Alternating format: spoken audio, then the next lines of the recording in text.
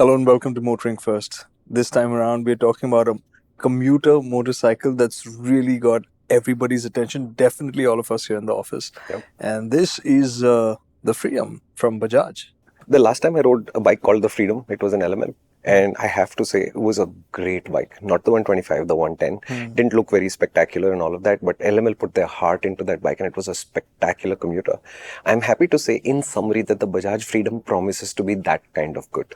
A lot of stuff on this bike is very right. We'll discuss it, of course. And I am happy that many people noticed that this bike stood out from the crowd. I had a lot of conversation, all of which was positive. And when you tell people that it has, 2-liter CNG tank, it does 90 kilometers an hour, whatever, no flags were raised. When I said it's a 1 lakh rupee bike, no poor reactions. And everybody from cars out on the highway slowing down to look at the bike. Workmen in boleros slowing down to look at the bike. People in trucks looking at the bike. Other delivery boys looking at the bike. The buzz that I saw is something that I haven't seen in a long time. And I think Bajaj have actually done a very good job this time. There are minor issues, but fundamentally, it's a good bike. So I have to admit, usually I stay away from the bike so that when we have this conversation, it's completely raw. And this time I couldn't do that because the Freedom, when it came into office, everybody was anyways waiting to see it. And when I did see it, I couldn't help but go closer.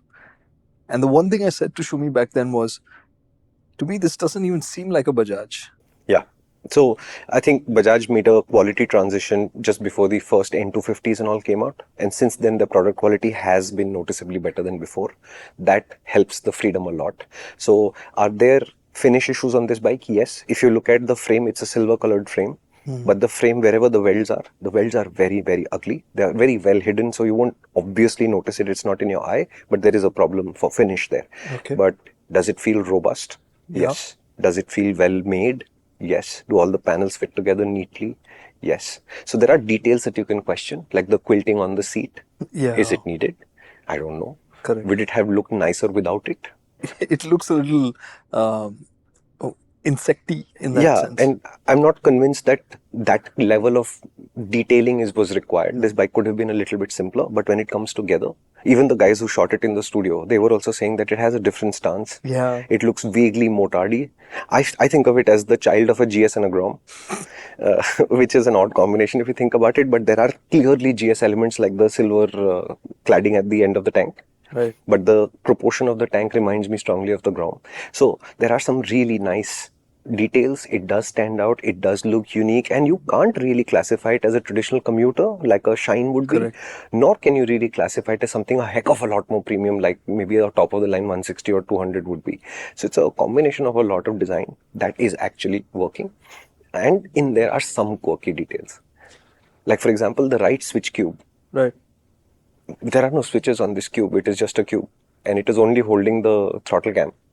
It's just as the engine start there. It had nothing there, except for the engine start button, which is also unlabeled. So you can almost not notice it. Correct. Right? But on this side, it's full. So you've got a new button that just does phone calls. So it has Bluetooth and it just does phone calls. It does not show you any other notifications. So if you press that. I'm just going to cut in here. This is the thing that I was taken aback with. In terms of what they've engineered the bike as. If they had to do a CNG bike properly, I think they had no option but to do it this way. And that was good. But the direction that they've chosen for this bike, which is, yes, this is going to be aimed towards people who are using it as a daily livelihood tool. Correct? I think that would be the... You also said the Bolero guys were slowing down because it directly impacts their lives. Yes, it does. But the sense of quality and upmarketness for a bike that's aimed in that direction is the bit that caught me by surprise. Yeah, so I think there is the logical reason I would ascribe to that is the fact that this is the anti-incumbency bike for the Splendor. Okay, we've seen the Splendor do its thing for the last 20 years and only the Activa has ever come close. Right? Today the Splendor and the Activa are neck and head, whatever.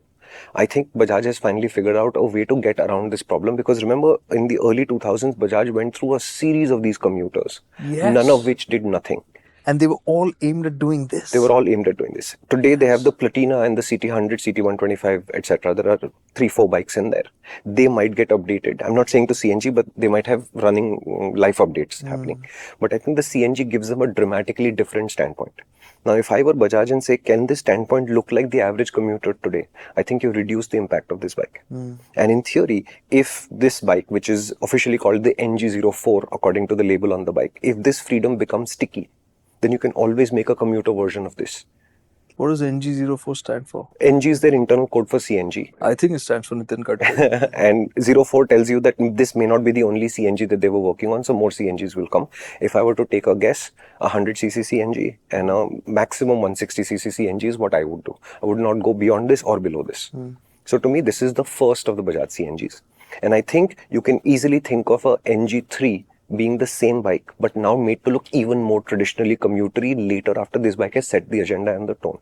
But if they were to start looking like a Shine 125e commuter at the start, then that differentiation becomes lower. So they had to do something dramatic, which is why the R1200 GS and the Honda Grom had a baby. Yeah. Out came the Freedom, and I think it looks really good. People have just been milling around the bike in the office. Yeah. And every time we're looking at it, there's something to appreciate about the bike. Yes. That stance somehow just works. When they were shooting it in the studio also, they said the same thing, saying it's been a lot of fun shooting this bike in the studio because the stance is different and attractive both. And out in the real world, this blue is, it's a bright blue, but it's not like an unusual blue that you'd notice the color from distance, right? Despite which everybody notices there's something different about this bike. Yeah. And I think that silver thing that they've done at the end of the tank, which reminds you of the GS, I think that's a good detail. And even the frame around the headlamp. Yeah, the frame. I think that sense of robustness just comes through with that as and well. it feels like that. It feels robust too. What I think they can improve further is finish levels. Okay. So this trellis frame, and we'll talk about the frame etc. in detail, but this trellis frame is finished in silver, which unfortunately highlights all the welds, and the welds aren't pretty. Okay. So wherever through the bodywork you can see the welds, and there are a few places where you can, it doesn't look nice. But when you zoom out, it's a well-finished, robust, everything neatly fits together kind of bike. They've overdone a few things and underdone a few things. Like? For example, the top of the seat. Yeah. All of that patterning. I don't know. And the seat is long. Like it's really long. And the seat is one of the weaknesses of the bike. We'll discuss that in detail. Then similarly, they've organized the switch cube so that this side has everything and this side has the engine kill switch. And it just looks bare. Because even the CNG... It doesn't have an engine kill switch. It doesn't have it's just a bare thing and an engine start. Yeah. But the CNG and petrol switch is on this side. Correct. Right? As soon as you swap this, you realize the advantage is I can swap between petrol and CNG whenever I want to. But it just makes this side switchgear look unplanned. Correct. Right? Okay, we have pre-production bikes. Maybe there's a label on the final production bike. We'll see. But to me, one mistake, for example, is that when you go to engine off, effectively, in habit terms, then you switch to CNG. When you go to engine on, you switch to petrol. But what you're trying to say constantly is please use CNG, and all the design talks to the idea saying please remain in CNG mode. So to me, this is a careless thing. It just slips through the cracks. It slips through the cracks, right? And similarly, the length of the seat.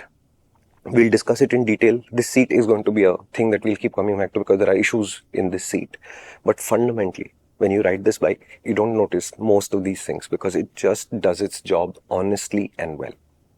Where would you like to start? Engine, packaging, handling, daily life? Where would you like to start? Because there's a lot to talk about because this is a really unique motorcycle. I think the packaging is a very integral to what they have created as a motorcycle. Sure. So I think let's start there. Okay, so the first thing you should know is that this is a really heavy motorcycle. Okay, it's nearly 150 kilos. Wow. Okay. And the payload is also 150 kilos. So if you're thinking that I can put 4 people on a bike, which Rajiv Bajaj, I don't think should have suggested. I think it's a terrible idea to do it. And I'm saying this because if you consider yourself a market leader, then you should also consider that you have a role in curating people's expectations. And if you set the expectation that 3 and 4 up riding is okay, then you're making a mistake. It's not good. And in any case, the payload of this vehicle is 150 kilos, which means you'll get 2 adults and a bit, and that's it. So if you're going to argue that a husband, wife and child can sit in the middle, fair enough. But when you allude to the idea that even more can be done, I think that's wrong. Okay? But the first challenge comes from the CNG equipment. Remember, about 19 kilos of this weight is just CNG stuff. Sorry, before we move forward, 150 is not that much. It's 2 adults. Yes. That's it. That's it. It's That's like exactly you and me my on point. the bike. That's it, done. That's exactly my point, right? And just to put a fine point on it, we are both about 80 kilos in gear. So if 2 of us were to sit on the motorcycle in gear, we are already at the payload capacity of this motorcycle. Nothing more. It will be a very spacious way to sit. Yeah. And even if we were both 6'4", then also there'd be a lot of space on this bike. But it doesn't fundamentally and certifiably have the payload to carry more than this. So please do not delude yourself into thinking I will ride 3 up. First, it's wrong. Second, the numbers say the bike can't do it. One.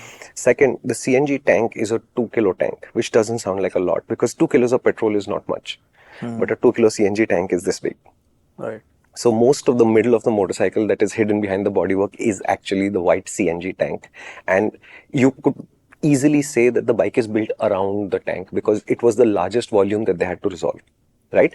I asked them whether they considered the Tata idea of taking 2 smaller tanks so that the packaging would be a little bit more flexible. They said, see, it's not like 2 tanks would be 15 kilos. 2 tanks would have raised the weight penalty even further. Today, 15 kilos is the tank, 4 kilos is the additional equipment, because apart from the tank, you've got a full independent CNG system with its own injectors, its own maps, its own patterns. Right? The engine is the same. And again, CNG is a drier fuel and it runs hotter. So the engine is calculated for that purpose, which doesn't affect petrol operation. So what Bajaj is saying effectively is that if they were to remove CNG from this bike, they get a fully functional emission compliant petrol vehicle. The rules are if your two-wheeler doesn't have more than 2 liters of petrol in them, a three-wheeler with 3 liters and a four-wheeler with 5 liters, they are called limp home petrol mode, which is your backup for the idea that if I run out of CNG, I can switch to petrol. If you do that, you don't have to meet emission norms. Anyway, the emission norms for CNG are slightly less critical than petrol. But if you have limp home measurements, then you don't even have to meet those norms. But despite which, this 125cc engine is BS6 compliant in CNG mode and in petrol. So it's a fully fledged 2-motorcycle system. Correct. Right? And what they've said is using that switch on the fly, whenever you feel like you can switch between the 2 modes and the bike will start up on CNG or on petrol and any combination thereof. It's not a fully smooth switch over, which we will discuss in detail. Let's go back to packaging. So first you have this big giant 2-liter CNG tank, and what Bajaj did is the only thing that was actually possible to do, honestly. It's not clever, it's obvious. They had to build a trellis. You can't build a frame which has a spine, for example. A twin spar kind of configuration would just make it too expensive. So what you're left with is trellis, and Bajaj has worked with trellis frames now for a while now. So the trellis actually cradles the tank and forms part of the protective and the fundamental structure of the machine, and is very clever. So if you think about the motorcycle and divide it in half, the bottom half is where the engine space is, and the upper half is where the fuel and the airbox go. It's a new engine as well. It's a sloper. Brand new engine. It's not just a sloper, it's brand new. And it is a sloper because that's the only space they had. Right above that engine head are the injectors, right above which is the tank. In fact, the airbox and the petrol tank wrap around the CNG tank. So if you sit on the motorcycle, the right side is the fuel tank, the left side is the airbox. And if you look under the motorcycle, it's a mess. Yeah. That's also why it has a 16-inch rear wheel. That's also why it has a linked rear monoshock. What's the 16-inch rear wheel connection? Basically, the CNG tank takes up so much space that when you create a reasonable ground clearance, you also push the seat height up to 825. But the CNG tank also heats up, so it can't be packaged too tightly. You have to allow it a little bit of room. So if you look at the back of the bike, in front of the monoshock, the fender rises quite steeply. If you put a bigger wheel in there, it will touch those things. So it can't be bigger than 16. Which also means that if you buy a Freedom, replacing the rear tire, you'll probably end up at Bajaj, and at the dealership ordering a tire, you may not be able to find a 16-inch tire too easily unless it becomes super popular, in which case then everybody will have a 16-inch rear tire. Because there is no space there, you also cannot have a direct monoshock, which is much cheaper to make. This is why you need the link, because you also need travel. It's a heavy motorcycle. Okay, this is the problem that the 390 Adventure, for example, has. It's a heavy motorcycle, but it's a tall motorcycle, so you have limited travel, so the suspension becomes super stiff and then you hate it. This is what they solved with the link. So the link allows them to have, if I'm not mistaken, I'll put the numbers, 120 mm of rear wheel travel and 125 of front wheel travel. This is still a budget motorcycle. It's not going to feel awesome, but it is competent enough. But it is tuned for more people riding 2 up more of the time, because Bajaj says that's how this segment seems to work. People rarely ride 1 up. You'll always have 2 up. And the suspension calculation is for 2 up. So when I rode the bike 1 up, it didn't feel super comfortable. It felt competent. So you will feel the road. It will bounce you around here and there. On bad roads, you will bounce around and you will run out of suspension ability here and there. But if you put 2 up, I think... So what kind of scenarios? Like going over speed breakers and stuff? No, it's like broken roads. Like, for example, post-elections, all the roads in Maharashtra are basically broken up right now. Okay, so today is not even smooth tarmac anymore. It's broken tarmac. It's gravel from that tarmac breaking up. It's paver tiles. It's potholes. All of that you will feel. Okay. Will you feel it to the point of saying, oh my God, this is terrible, I can't? No, it's not that bad. It's not harsh. Okay. But if you were to up, I think the shocks would come to you less, which is what it's been calculated for. Okay. So it's on the firmer side that way? Oh, for sure. It is Okay. on the firmer side. And because of the packaging, the seat is also tall. It's 825. And honestly, the first time I climbed down on it, I banged my knee onto the seat. Because I hadn't expected how high I'll have to raise my foot. It didn't happen again. After that, I got used to it. Once you sit down, also, it doesn't compress too much. Because obviously, for the same reason, then you'll start running out of clearance again. And does it feel wide? No. It doesn't feel It feels very calculated. So you're not expecting a super wide experience anyway, and it's not. But is it super, super skinny? No, it's not. It's a No, I reasonable wouldn't have size. expected it to be skinny for sure. I would have thought it would have felt wide because of the tank in the middle and the frame. No, the around packaging it is pretty clear on that, right? So in between your legs, effectively, there's the tank width, and immediately next to it are the frame tubes. Immediately next to that is the bodywork. So they've not wasted any space there, which is why the tank opens like this. Where it opens is where all the saman is. Okay. So it feels like a normal, natural bike. Bajaj, I think, tried a wider handlebar and then went to this particular handlebar configuration because it would have reduced your sense of weight further. But it doesn't feel like an overtly heavy bike despite the weight. So when you're lifting it off the side stand, you're aware of it. Unlike the Himalayan, which leans over a lot, this doesn't. So it's not like you're putting a lot of work into it. But for example, at the CNG pump, you have to dismount. When you lift the bike back up off that, you know you're lifting something heavy. When you jump a speed breaker, it refuses to loft its front wheel. No, it cannot do this.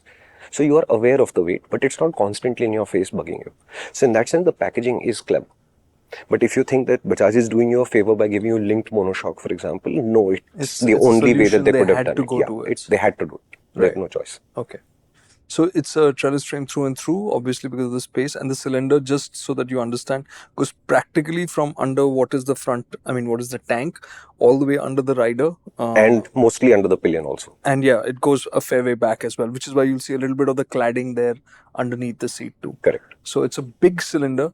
And what I found interesting was, in terms of weight saving, it could have been, this is metal. You have cylinders which are also made out of polymers, which are composites, which are lighter, but obviously more expensive. But they've gone with this clearly from a cost standpoint, this will be more effective. And I was also told that a CNG cylinder has to be recertified every 3 years. So Bajaj has also designed the subframe to be removable easily, or parts of the subframe to be dismantleable easily, so that you can extract the cylinder, send it for testing, recertify structure, and then put it back in the bike very, very quickly. But this is a thing that you have to be aware of if you're buying a CNG motorcycle. Unlike a petrol, which you keep going to the PUC guy, every 3 years, they'll actually physically take the cylinder out, retest it, and then put it back in the bike. Because this is ballistic grade, so it can deal with those kind of pressures, so it has to be approved. Yeah, and it meets all of the standard norms for cylinder testing. Of course, Bajaj did the dramatic thing by hiring a truck and running this, I think the bike or the cylinder over with the truck to see what damage and all that. It's very dramatic footage, I'll put it up. But basically, Bajaj is saying the cylinder is effectively bomb-proof. So one of the concerns they had to allay was the idea that, hey, you're basically straddling the cylinder and like a banana boat. You know how you sit on a banana boat, you're sitting on the cylinder, effectively doing the same thing, except that it's hidden from you by the seat and the body panels, right? But to me, honestly, this is not a problem. We straddle a petrol tank every day. We've been straddling them for 100 plus years now. And we are going to learn to straddle CNG tanks now.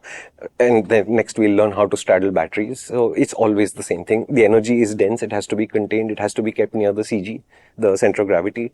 It's where it's going to go. It's going to go between your knees. I also asked Bajaj about the center of gravity. They said it's not a big difference from normal because when you finish packaging the motorcycle, it is more or less in the same place. It's just that the net weight is a lot more. That's it. So even that is not different.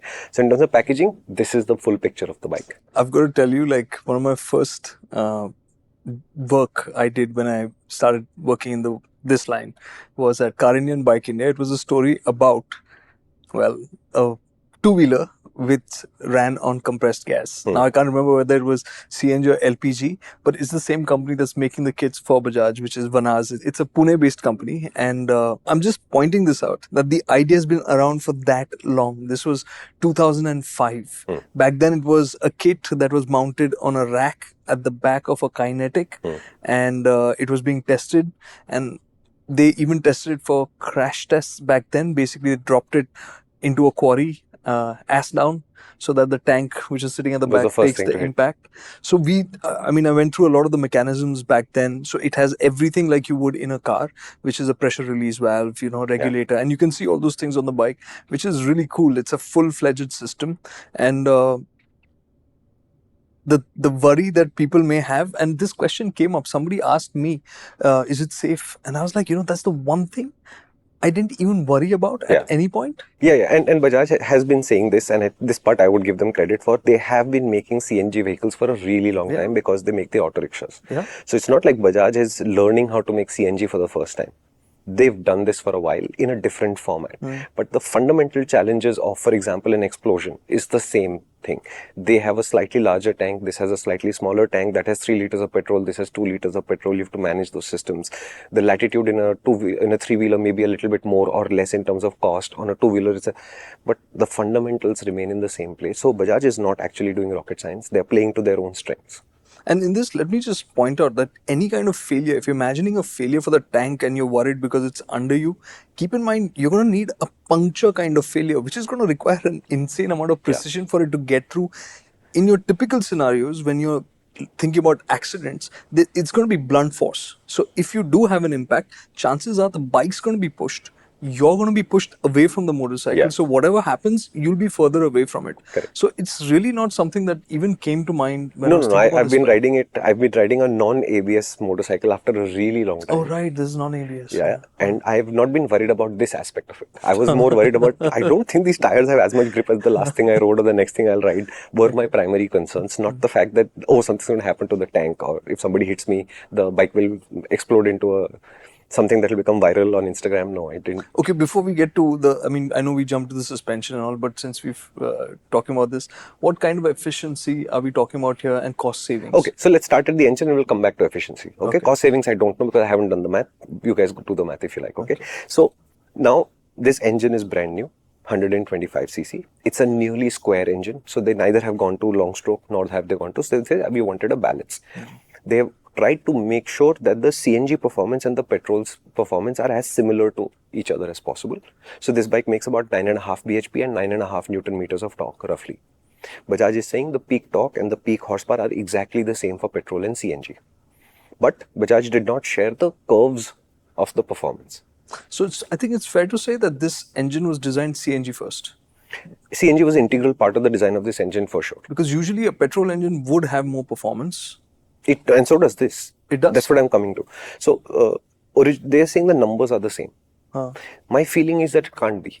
Okay, for two reasons. One is when you're going up an incline, the petrol just climbs much easier than the CNG. Okay, it does. Does the CNG not climb? No, it's not like that. But when I do this on the petrol, I can see it climbing the flyovers, for example, with a lot more authority than the CNG. The CNG takes a while. Second, I did a top speed run and 91 or 92 on the CNG mode, but 103 on petrol. So clearly there is a difference. Is what part. So then it can't be the same. It can't be the same. I've not seen the graphs yet. I've asked the graphs. If they come, I will see how I can integrate it into this video. If you see a graph show up, clearly they shared a graph. So far, we haven't seen the graph. But what Bajaj is saying is that the performance is similar enough for you to not notice. There is a situation where this is true and there is a situation where this is not true. Okay, so if you're going through flowing traffic, where you're already going 30, 40, 50 kmph, whether you're in CNG and petrol, I don't think you'll notice a difference in performance. Correct. It's good enough. Yeah. If you start out from a traffic light though, if you're in petrol mode and if you're in CNG mode, how many things will overtake you until you get to speed? There is a difference. So the more you lose momentum, the harder the CNG has to work to bring it back up. And since there's no rev counter, you will see this happening because you'll have to rev the CNG a lot to get the same job done, whereas the petrol revs a lot less. This is not a surprise. CNG is a fuel that slows things down. You will feel it, and you can switch between the two modes natively. So sometimes, yesterday near the JNPT area, there are a couple of flyovers that are really steep. I know that they were really steep, and it was a turn, it was an on-ramp, and there was nobody there. So obviously I wanted to go a little bit quickly up that ramp. So before I started climbing the ramp, I switched to petrol. I knew it. Okay. As soon as it flattened on top, I switched back to CNG. No stress, which obviously you can do. And this transition is smooth? Smooth enough. It's not smooth. It's smooth enough. Okay, there is a hiccup. If you're going on a flat road, the hiccup happens and it's not a problem. But it doesn't happen immediately, okay? What you have to remember is it happens about a second and a half later, which is my surprise. So you'll do this, and then it'll go, and then suddenly you'll feel, it's sort of like, just that much. Just only that much. When you're going upslope, when the load is higher, then that lasts a little bit longer, you feel it a little bit more.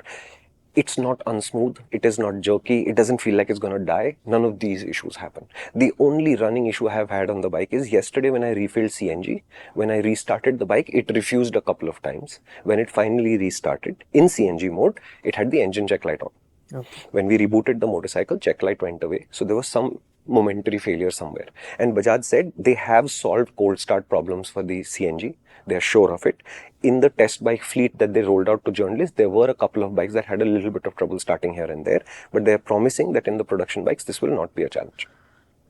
Now, you've got a 2 kilo CNG tank and a 2 liter petrol tank. The 2 liter is a law thing. Like I said, if you put more than 2, then it is no longer limp home, in which case the emission batteries increase, the number of tests increase, which is why 2 liters. And the system is designed to make sure you run in CNG as much as possible and only use petrol in specific situations, except for one thing. If you continue to run in CNG, the injector for petrol will come up. So now and then, the bike will automatically decide, switch to the petrol for 30 seconds and go back to running CNG. This is silent to you. But what do you mean it forces, I mean, you're saying, suggesting... So for example, there is a CNG fuel gauge, but there is no petrol fuel gauge. Achha. So the CNG gauge just turns off. So when you switch to petrol, that gauge just disappears. And then you have no indication how much petrol is left. Okay. Bajaj made a mistake here. This is, I don't think, an active part of the design. But the indication for a CNG and indication for petrol are amber lights. First, they're not visible in the sunlight. It's very hard to read, especially if it's over your shoulder. But second, that's the only lights there are. So whether it is low fuel or not is a mystery. So yesterday when I took the bike out for the first time, I saw the petrol light. And I just assumed it was running out of gas. So it was running out of petrol. So but it was just yeah. So I thought it was running out of petrol, right? So the first thing I did was go to the fuel pump, and there was a queue for the petrol guys. So I was standing in the queue, and when my turn came up, hey, it's full. No. Then I made the connection that light only means I'm running in petrol mode right now. Okay. And similarly, it will show you average fuel economy reading and instant fuel economy reading for CNG. Okay. Will not show it to you for petrol. In petrol, the thing only says petrol mode, right? So it is constantly reminding you to go back to CNG, go back to CNG, go back. Which legally, if it's a limp home petrol mode officially as they've classified it, that's right. But I wish they hadn't shortchanged petrol so much. What do you mean? I have no way of knowing whether I have half a liter of petrol left or 2 liters of petrol left. I have no idea. So again, I mean, what are they claiming in terms of range for CNG? Okay, range is quite simple. They are saying certified range is 102 kilometers per kg of CNG. And it takes 2 kgs. Officially 2 kgs, effective 1.87. Okay. There is technically no dead CNG, but I think there's a certain pressure beyond which you can't load the tank anymore. Some inefficiency in filling, whatever. 1.9 pakad. So 100 grams of CNG is not going in. So anyways, 200 kilometers claimed. 200 kilometers is pure CNG. Then there is the petrol tank. They are claiming 65 kilometers per liter. Assume about 150 ml of dead fuel in this. So you're going to get nearly 1.9 liters of fuel. That will give you 65. So net range coming to something like 330, which is plenty. Okay. So for the workman kind of use, which this bike will see, which is a lot of short trips here and there, I think range is enough. And I think you will more or less live in CNG. The challenge with CNG is the queues and the petrol pumps and availability. In Mumbai, when I went to fill petrol, there was a queue of cabs that were running all the way out, but I was only doing the petrol thing. So I asked him, I said, listen, I have a CNG bike. This one, yeah, so go to that queue. I said, no, right now I only need petrol. Okay, so how do I fill fuel? He says, look, there aren't any other CNG bikes, you just come. Jump the queue. He says, you just jump the queue. Auto khali hai to auto mein aa jao. Gaadi khali hai to gaadi mein aa jao. Whatever is free will fill your fuel, don't worry. So for the moment, because between the curiosity and the lack of bikes, this was not a problem. Luckily for me, when I came back in the evening, there was nobody there. So clearly the cabbies were all filling their fuel in the morning before they were starting their day. So there's a queue. But there are 2 pumps on both sides of our office. They are always full. Right. So to me, initially the challenge will be you'll buy the Freedom and then you'll have to struggle to fill fuel because there'll be few pumps which will all be crowded. In the beginning, you'll be able to jump this queue because just between the curiosity value and how rare it is for a two-wheeler to show up, you will jump this queue. If this Freedom becomes super popular and there's tons of them around, then the CNG pumps will have to similarly create a special dispenser which will only do the bikes and everybody else will go to the auto pump and the car pump. So as of now, this is the full picture of the engine. What I really enjoyed about it is, Kartik, it's a smooth engine. Not Honda smooth, and Honda being in your head, not the products. The products aren't all that smooth, but it's smooth. There's old Honda. Old Honda, first Activa types, right? It's smooth. It sounds refined. It doesn't really sound like it's struggling even when it is struggling. Wow. Yeah, so it sounds like a peaceful, pleasant, not too fast. And I can't emphasize this enough. It's not a fast bike, but it has just enough performance for the city. Out on the highway, I got bored, right? Because they gave us a full tank of CNG. So we say, okay, we'll run it 100 kilometers and then we'll refill CNG. So we have the full experience of it, right? Okay, man, you're doing 70. It's not unpleasant, right? So it's also a side swipe. Are they active or that way? Look, to me, commuters are under threat. Now the question is, where's the threat coming from? A large threat is coming from electric scooters because they're just very good commuters. Yeah. The CNG threat is the idea that I have all the advantages of an IC. I can refuel this thing quickly and get going, etc., etc. So I think the basic petrol ICE commuter is under threat, and I think it's about time. Okay, we've had the same kind of motorcycle dominate since 1984. We are now in 2024. Enough, yeah. Yeah.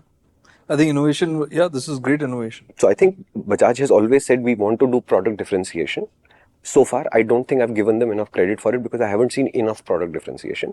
Here is a product that says they're able to think on their feet and produce something dramatically new. My question is, where is the CNG scooter? I was just going to ask that. Yeah. This is where Bajaj comes back with a proper scooter. No, and Rajiv said, if my scooter is not substantially differentiated, why the hell would I make a scooter? Which for the Chetak was a great argument for it to return as an electric, right? Right. Sure. And make a scooter. It's just sitting there waiting for you to finish. And Joseph Ibrahim heads Chetak, right? Look, Joseph is anyway on the CNG bandwagon. So I'm just saying, if Rajiv wants a scooter with a differentiation, they've figured out the CNG process, Joseph is on board, they're building scooters. All the building blocks of building a CNG scooter now are in place. And scooters, though, anyways, designed for all this stuff. Yeah, so exactly. So CNG scooters are coming. Look, Bajaj has officially not said anything. I am inferring because of the NG04 name that I think there'll be a 100cc CNG bike. There might be, I won't build beyond 160cc CNG because beyond that it's not work-class machines. But in the work-class machine, scooters are right there. If they want, somebody else will, because now this idea, I think the traction will be obvious now to people. Yeah. So to me, the CNG scooter is a powerful idea. It is differentiated. It does have a valuable result. I think they should do it. Whether it happens or not, we will see. Okay. So fundamentally, what we've covered down so far is very good packaging, clean handling. The tires are narrow. You will feel it. In the wet, I was a little bit wary, and I was a little bit wary for two reasons. One, it feels a little knife edgy. You remember how we said on the Aether is a little, so does this. The tires aren't super grippy, and I have ridden a whole bunch of grippy motorcycles right before this as my sequence of testing. So I was also adjusting to this bike. But today in the wet, all throughout, I was a little bit on the tenterhooks. Scared? No. But as confident as I was yesterday riding something else, also no. But it's a commuter, I accept. I was going faster than norm, so it's not a big crisis. Brakes work well enough. Suspension works well enough. I think it will work better too up. Brakes, no ABS. It's no ABS. Braking. It's a combined braking system, and that's why you'll see a huge cover on top of the front master cylinder. That's basically the activation mechanism for the front disc. If you look from the back, there's a small knob which you will see move left and right as you hit the rear brake, which is the connection of activating the front brake gently. I tried locking the rear wheel yesterday in the dry. It does make it really difficult to lock the rear, so the CBS does have an effect. Seems to have a good effect. We are good. Suspension on the hard side, if you're riding fully loaded, I don't think you'll struggle too much. If you're riding one up, it does feel stiff. You will feel bumps here and there. Handling is nice and clean and predictable. You don't really feel the weight. The engine is smooth and refined. Range, is it real or not? We will establish. Bajaj said there were riders who rode very calmly like the average person does. They've seen as much as 115. They haven't claimed 115. They're claiming the ARI number, which is closer to 100. These parts we will figure out in detail later. Again, I don't have a evaluation of whether the headlights seem powerful or not. I didn't ride in the dark long enough. Yesterday, I got home before it got fully dark, so we'll see. Seems to be a bright headlight. Bajaj generally makes good LED headlights, so I'm not anticipating problems on that front either. That leaves the question of price. This thing is priced at around the 1 lakh rupee mark. What we have seen is the top model, which is 1,10,000, I think, which has the LED headlight and the disc. You can take away the disc and save some money and you get a drum instead. And you can take away the LED headlight also and then you get the drum bulb, which is the cheapest, which is at 95 or 90 or 95. Bajaj is also angling for a GST cut. So if they can get a GST cut, I'm assuming a 10% saving further, then the prices will fall 10%. I don't know whether this will happen or not, because as far as I can tell, GST is finance. But this is pretty good value as it is. It is pretty good value. It can be better. So what Rajiv is saying, that since we are trying something new, since it aligns with the government's goals of spreading our fuel dependencies out across multiple fuels and hedging that bet, since we're helping with all of this it should get a GST cut so that more people can buy it. If the finance ministry buys that argument and gives them a GST cut, then I don't know that they'll give you more than 10% of savings. But that discussion is ongoing. When I think Mr. Gadkari was asked about this, he just smiled and said, "Ye to finance ministry dekhega," and he avoided that. So we don't know what's going to happen on that front. But fundamentally, I think Bajaj have a very, very powerful idea here because this is an effective commuter. It makes the right promises, it tickles the right bones, and it is going to the right place, and it feels proper. So today, just to check this out, I followed an Activa delivery guy just because I didn't do anything that he didn't. And this bike felt completely natural. Like it was wet. I was telling him I was tenterhooks. I just slowed down to the Activa space and it felt, okay, I'm plugged in. I understand what this is about. So I'm really happy to have ridden it. It's a really impressive product. The packaging that they pulled off is very, very impressive. I'm not going to do a summary because he's already done the summary. So I'm just going to add in things that we haven't spoken about. One of the things is, and talking about delivery and all, it's got very obvious bungee points for you to strap stuff onto, which is also very nicely done. And apparently they are load rated to 10-15 kilos each. Oh, really? And the idea is that you can really load that thing up. It felt well made, well finished. Yeah. It's mounted, it's a metal mount. It is mounted directly to the frame. It's not mounted on a single bolt. It's mounted on two bolts each.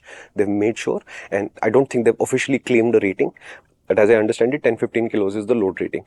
Again, I go back to the payload question. This is a 150 kilo payload.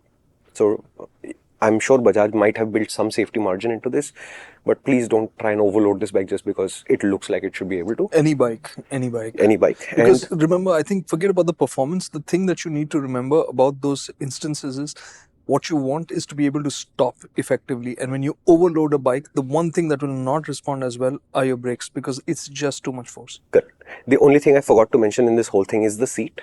The seat feels like the top is curved up.